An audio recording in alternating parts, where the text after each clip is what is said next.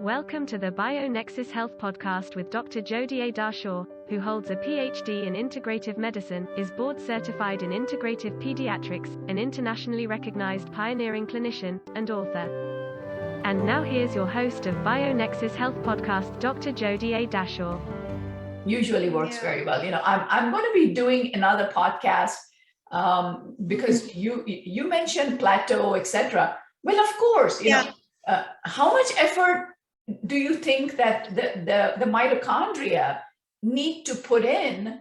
And we know that children on the spectrum have mitochondrial issues. That there's plenty of research which has been done right on that. So if your mitochondria is producing a tremendous amount of effort to give you major, minor, whatever improvements, isn't it natural that it needs to take a rest? The process needs to take a rest. Yeah, I must second you here. Mitochondria is such an important organelle, and everyone needs to understand this. For example, there are many issues related. Look, mitochondria's base is at the base of everything. Yes. Speech, body energy, even the temperature of the body. Sometimes people complain of that we are not able to regulate that. And the amount of energy the child has to work, the other strength, immunity, everything is related. The cognition, the speech, everything is related to it. And then people don't realize that usually, for example, in my community in Pakistan, in Asian countries, we have the habit of frying things. And because of economy issues, we sometimes, reuse the oil, and we don't have the understanding of smoke point. And a few crucial things we need to understand, that we are already burdenizing in the already toxic body by not taking proper steps in food. For example, making food, I believe, is not that easy task. You need to understand the basics in that as well, and nutritionally as well, to think that I am providing my children nutritionally balanced right throughout the day. If it has everything it needs, it's not loaded with protein only, or there are no fruits or something like that, and the children are taking enough water. For example, the water is crucial. And then how am I frying? If I'm giving potato fries every day, what is it going to do later? The yeast issues, everything, the related things. And for example, your protocol is able to handle a lot of things, like we don't have to think a lot of oxalate, a lot of carbohydrates and that as well, but still balance is needed. And we need to know how we have to cook. For example, what I said earlier, we cannot reuse the same oil again and again, and we have to take care of the smoke point. Which oil we are using is that crucial. So because at the end of the day, everything is going to affect the mitochondria. And on one side, putting effort on a lot of protocol and all of those things, and then cooking the wrong way, you're wasting a lot of things. If you're not properly washing the side of the vegetables, and you're again burdenizing the same body, and then you're saying there's a long plateau phase. The things are not improving. You have to think what's happening, what's going wrong.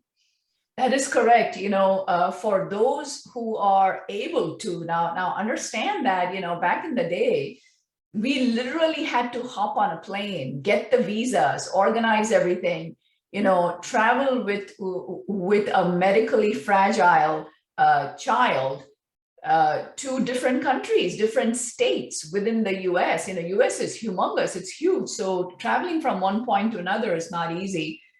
For me, traveling, from New Jersey to, my goodness, UK, Germany, Austria, Switzerland, Chile, Argentina, so many different doctors, and about 15 to 20 different states within the United States we travel to.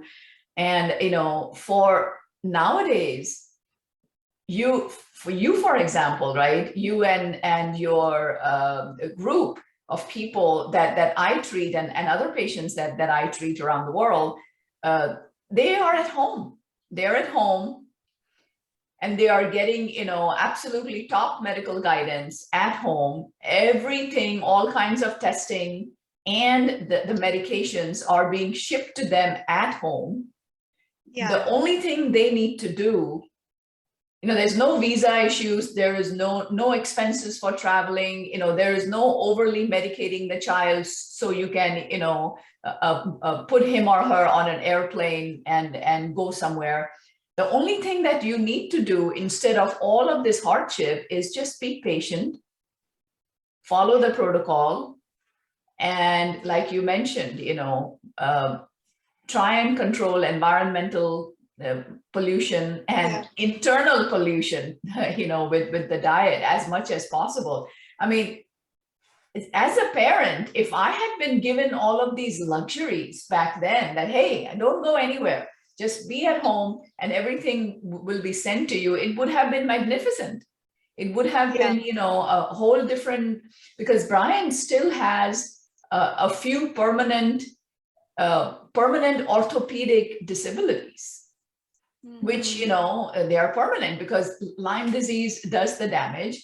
And it took a very long time for anyone, including, of course, myself as well, to put all the pieces together.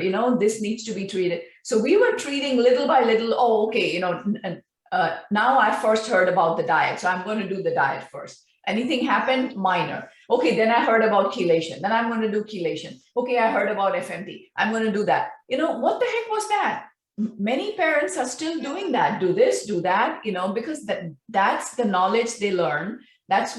So we did all that for so many years until, his leg became paralyzed. He's in a wheelchair. I'm like, I did so much. I'm doing so much for so many years. What is going on? And then after that, once we managed to save his life, it had come to that, like twice we almost lost him. And once we managed to save his life, then I got sick because, this whole time I had Lyme, mold, etc. So then we were managing that. And finally, I came up with the BioNexus protocol.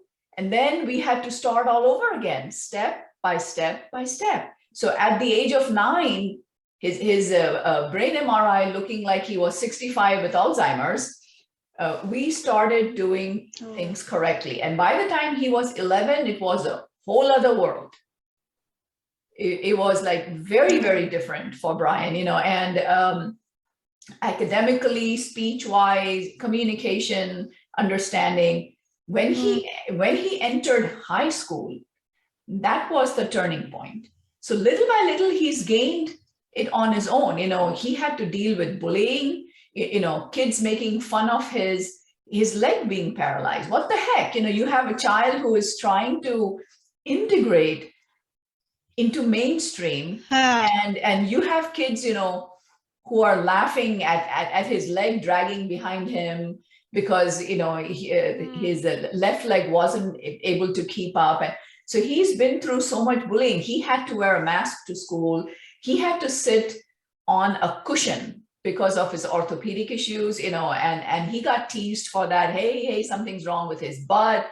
He's using a butt cushion. My God, kids are so cruel. I've had to fight these battles with the mothers, with the school principals, with the teachers. There have been so many battles trying to get accommodations and understanding and friendships, so he could have as normal a childhood as possible. So just like any other mom, just tried the best I could with him. But you are an iron lady, I must say, because I faced when Hamza was in Montessori, then the COVID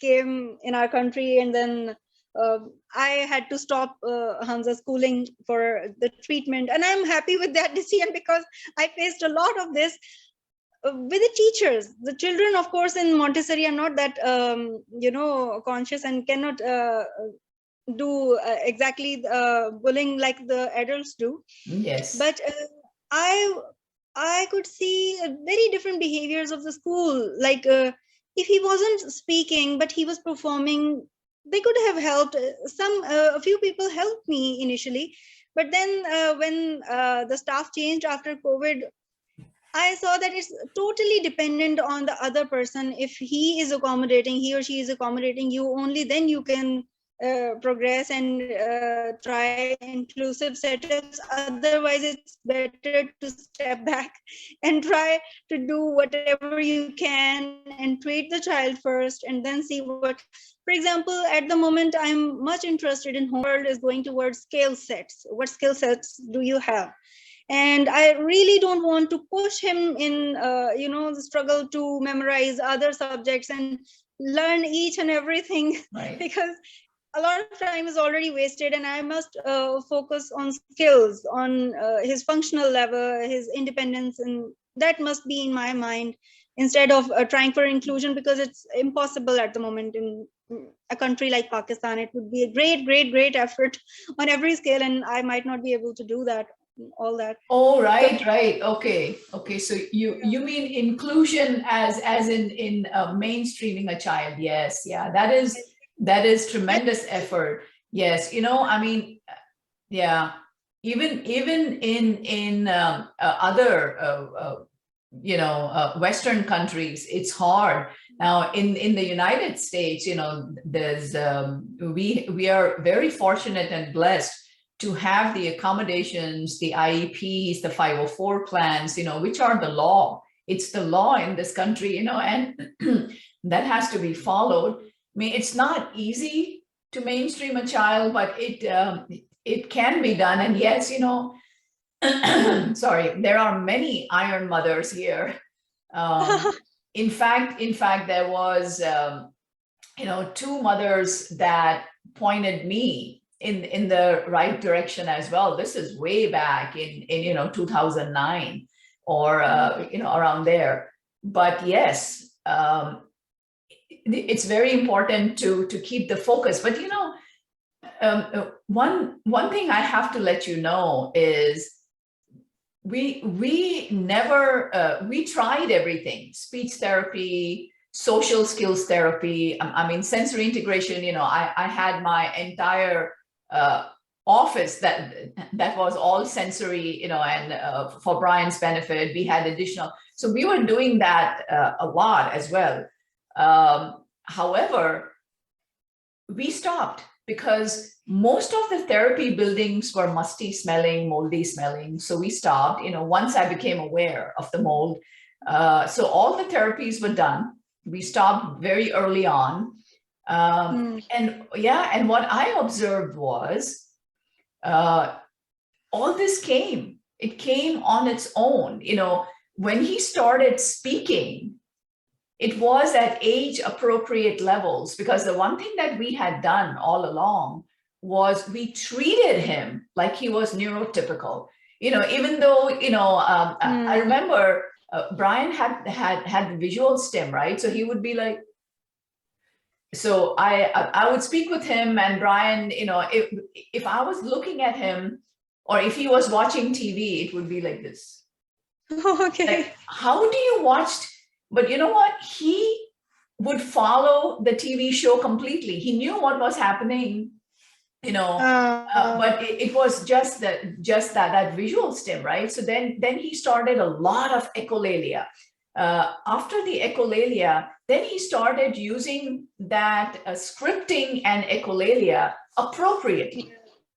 Okay. Yeah. Like, for example, he used to watch, Little Bear or, Dora the Explorer, and the phrases that he learned, he started using them in real life appropriately. He would be like, uh-oh, fall down, let's go. So I knew that. Right. I knew, even though he was copying the TV show, this is what he wanted to do. So then language started developing, and he started speaking at medical conferences all on his own. And then in high school, again, on his own. I mean, my skinny little guy, he comes to me and says, Mom, I'm in high school. I would like to enter the US Biology Olympiad. I'm like, what? Okay, good. Try for that. He's saying, I need a tutor. So this tutor used to come 3-4 times a week in addition to his high school. Most kids, when they go to high school, freshman year, they're like, whoa, it's a whole other world, so much pressure. Exactly. He won the quarterfinals and he entered the semifinals of the US Bio Olympiad. Nobody in a high school freshman year ever in the history of his medical-based high school had ever done that. And I don't think anybody ever will. Who knows what's the future, but he was just so motivated. So I didn't do any therapies. This all slow and natural development as the immune system regulated, as he got puberty, his body became clean, his brain concepts became clearer. Then he established this whole online community to help other children. So it's just like, you just have to give them, the goal should be by the time your child is 18, he needs to be independent. Yeah, exactly. That's what, whether he is like brilliant in school or not, that doesn't matter. He needs to be brilliant in life. Yeah, exactly. That's the main goal every parent should have. And I wish every parent can make through this. It's a wish, and I pray for every child. And Brian is definitely a source of inspiration. And what I like the most, as you said, there are many, treatments available to the children, and many improve in other cases as well. But I personally believe in natural ways. And, with you, I have that confidence. Whenever anybody asks me, okay, what are you trying? What medicines? Oh my God, medicines for small child. I say, there's no medicine. It's all natural. Right. So I'm very much confident from day one, because I believe in God, and I believe that there will be healing through natural ways. It's my belief personally, from the very start. I had this in mind, that the natural ways are going to help him, and it is working as I believed. So there's nothing to worry about here. Yeah. Yeah, that's wonderful. That's wonderful to hear. And like you said, amen to that. I wish nothing but the best for, every child out there who's been diagnosed with anything special needs. It's very difficult for the entire family, especially the primary caregivers. And it could be mom or dad, but typically it falls on the mother. And kudos to all the moms out there. All autism moms are very close to my heart, of course, being one myself. So So exactly, listen. That's your specialty, that you make a close connection and you give that motherly support. And I always, whenever I'm referring anybody to you, I always say that you feel a special connection as a mother as well, because it's a very, for example, why I'm comfortable here, it's natural. You are a mother and you struggled through this, and you have a success story, and you had a medical background, everything. It complements a lot with each other. And then you are OT specialist as well, brain OT, that's your specialty. That makes you special out of special.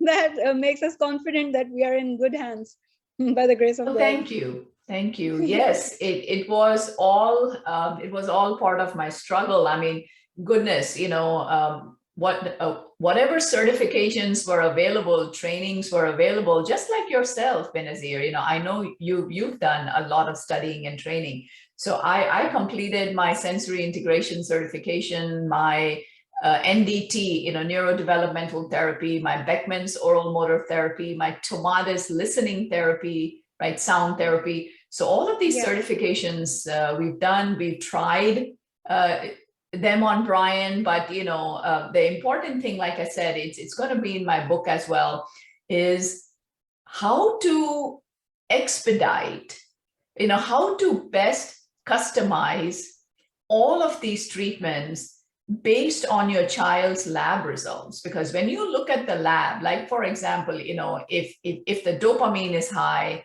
or if the quinolinic acid, kinurenic acid is high, there's mitochondrial dysfunction, there's mycotoxins.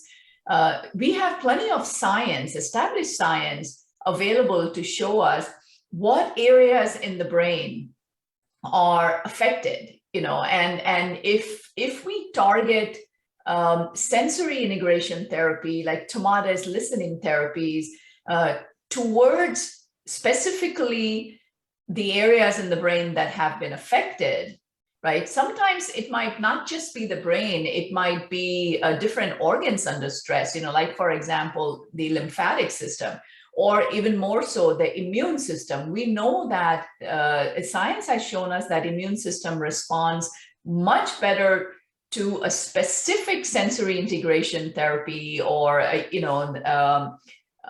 specific sound frequencies which benefit.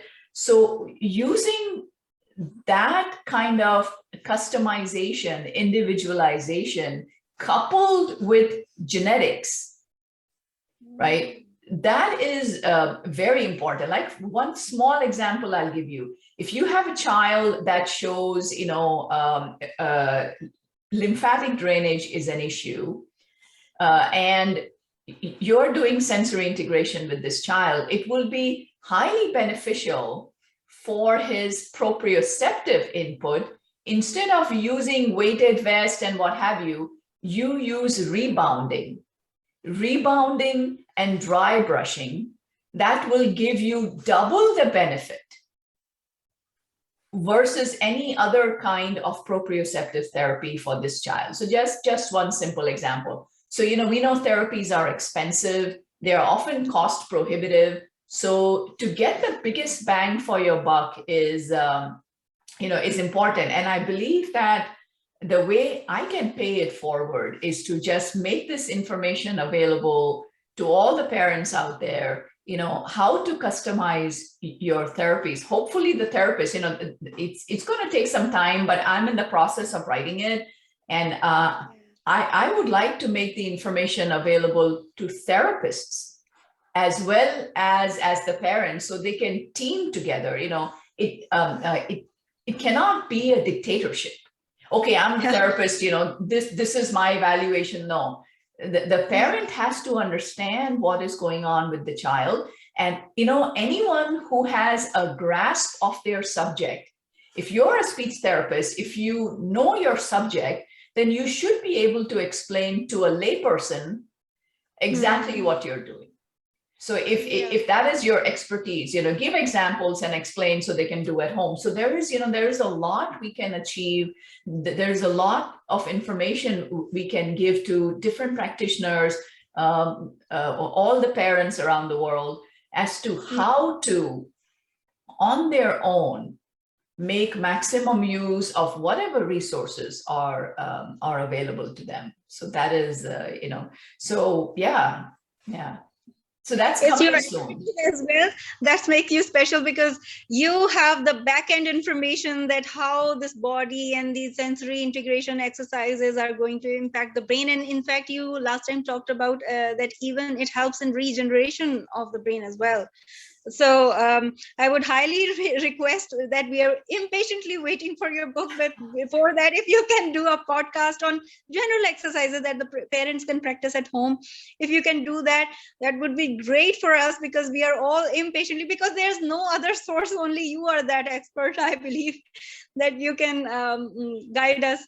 And even those parents who cannot take the treatment due to financial issues, as I told you earlier, it's not financial that we can manage at home. Yes. We can do along with the treatment, and those parents who are not as doing the treatment of the quality of their life as well. Yes, we will. So to those watching, sorry about that. I think Benazir's internet connection was a little bit in and out, but that's fine. She's back with us now. But we got the gist of what you were saying. So yes, I will. I'm planning on it. We are actually finally enjoying the summer months here after a very long, we had a really long winter this time. So very cold and blustery. So now we are finally enjoying some summer. Yes, I will, once we go into the fall, I will think about it. Yes, absolutely. Customization is the key because every child is different. I treat twins and triplets, and I look at labs in Benazir. Even the labs and are different for each child, even if they are identical twins. So, customization, the way the identical twins respond is very different. The focus. Yeah. Yes, and the mother tells us that the progress of both children are going differently, and both have different kind of autism as well, and both have different progress, and the protocols are different, customized as well. So right. Exactly. You make customized plans, and I'm a witness of that. Yeah. Yeah, that's okay. Great. So I'm sure we will meet again, because I think you are dynamite, as you know. So we will meet again. I will keep that under consideration, and lots of love to Hamza and your beautiful daughter and your family as well. Many blessings from my side. Thank you, and lots of thanks for my community, because you are very vibrant and very engaging, you make a special connection with your patients. That's very special to us. Thanks a lot for that. Thank you. I appreciate that. Thank you. And that was a tremendous discussion, wasn't it? So, we were very fortunate to have Benazir back with us today. So thank you for watching. Thank you for joining me. Sorry, a little early. I have a little tickle in my throat, but yeah, I appreciate you joining us today for Autism Uprooted with BioNexus Health. And till next time, take good care. Many blessings. Be well. Namaste. Thank you for joining Master Herbalist Dr. Jodie A. Dashore, Director of the BioNexus Health Clinic and BioNexus Herbals, on the BioNexus Health Podcast, where we explore and share information and stories about recovering and healing from chronic and environmental illnesses such as mold biotoxin illness, Lyme disease, autism spectrum disorder, fatigue, Crohn's and colitis, mast cell activation syndrome, PANS, and more. Please help us grow our message by subscribing to our podcast channel and sharing the podcast on your social networks. For more information, visit bionexushealth.com. Information within this video, audio, or text, collectively known as the podcast, has not been reviewed by the FDA. Nothing within the podcast is intended as or should be construed as medical advice. Information is for general informational and educational purposes only. Consumers of the podcast should consult with their healthcare practitioners for medical recommendations. Seek the advice of a qualified healthcare provider. Do not disregard the advice of a healthcare provider based on any information from the podcast. The information within the podcast may contain information concerning dietary supplements or over-the-counter products that are not drugs. Our dietary supplement products are not intended for use as a means to cure, treat, prevent, diagnose, or mitigate any disease or other medical or abnormal condition.